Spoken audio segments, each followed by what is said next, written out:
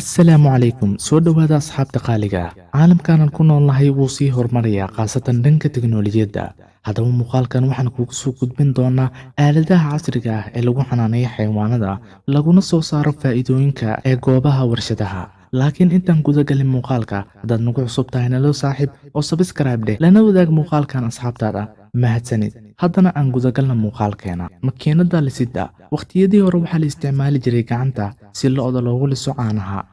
balse hadda adduunku waa uu horumaray waxaana la keenay aalado kuwaas oo loo adeegsanayo lo'da si caanaha loogu soo saaro si degdeg ah iyadoo wakhti fara badan lagu luminaynin oona aad u fudud mana ahan mid dhibaato keenayso laakiin markii gacanta lagu lisi jiray waxaa laga yaabaa in mararka qaarkood dhibaato kaa soo gaarto aad ka lisan weysay caanaha aad u baahan tahay balse hadda adduunka waa uu horumaray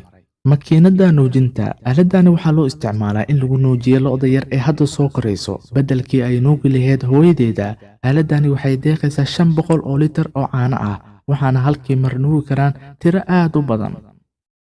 makiinada qaybinta sidaan wada ognahay coosku waa cuntada lo'da makiinadani waxaa loo isticmaalaa in ay si fudud dhulka ugu abuuriso cooska kadibna si fudud ugu qaybiso lo'da beddelkii gacanta lagu abuurin lahaa oo dhib badan laga marin lahaa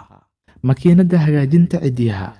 qofka markuu xanaanaynayo lo'da waa inuu ka fikiraa nadaafadeeda iyo caafimaadkeeda sidaa awgeed waa inuu ka taxadiraa qeybaha kala duwan ee jirkeeda khaasatan in laga jaro cidiyaha waxaana laga yaabaa in ay saameyn u geysato dhaqdhaqaaqeeda iyo in ay sababto jirooyin ama in ay tayadeeda hoos u dhigto sidaa awgeed waxaa la sheegaa in 6 bil kadib laga jaro cidiyaha lo'da sidaa awgeed intii aad gacan ku jari lahayd ama aad dhibtoon lahayd waxaa jirto aalad aad u fudud midaasoo la gelinayo lo'da kadibna kor u qaadayso si degnaan ay ku dheehan tahay waana mid aamin ah oo dhibaato u geysanaynin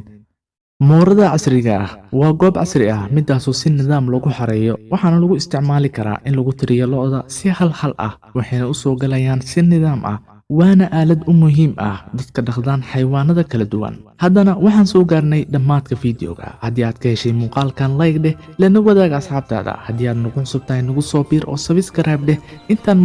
muuqaalkiisa kale ku kulmi doono waxaan idin leeyahay maca asalaama